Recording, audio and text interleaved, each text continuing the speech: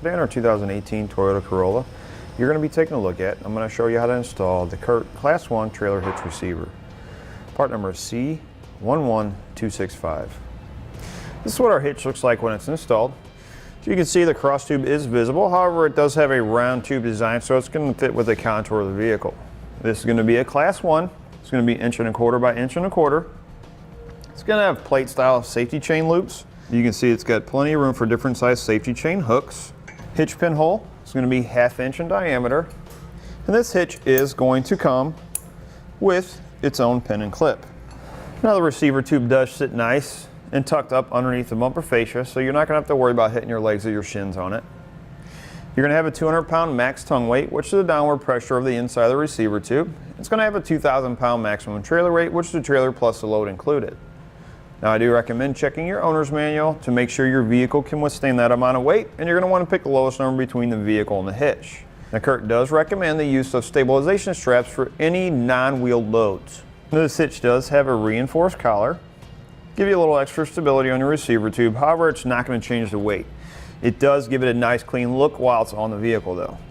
This hitch is going to have nice clean welds between the receiver tube, your safety chain loops, and your cross tube. It is going to be a black powder coated steel to resist any corrosion. Now let's give you a few measurements to help you when deciding on any hitch mount accessories you may need, such as a bike rack or a cargo carrier.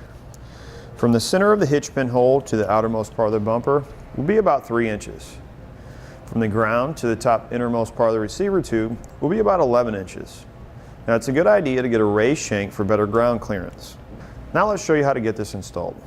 One thing it's going to make it a little bit easier if you put the back of the vehicle on ramps and raise the back of it up just a little bit.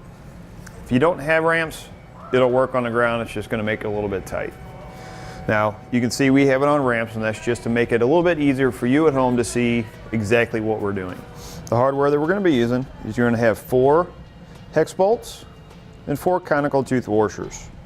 When we install these, you want to make sure that the teeth on the washer are facing up toward the hitch and away from the head of the bolt. We're going to be using these 2 back holes on the passenger side and then the 2 back holes on the driver's side. And it's a good idea, even though it's the 2018, to spray some lubricant in there and then use a tube brush and clean out those threads to make sure that our bolts don't bind up in there.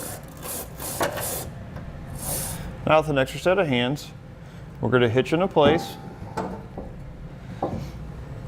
And we're going to thread 1 bolt into a hole to hold our hitch into place while we install the rest of our hardware. Now we'll take our 3/4 inch socket and tighten all of our hardware down. Once you have all your hardware tightened, you're going to want to torque everything to the specifications in the instructions. And that'll do it for a look at an installation on the Curt Class 1 Trailer Hitch Receiver, part number C11265 on our 2018 Toyota Corolla.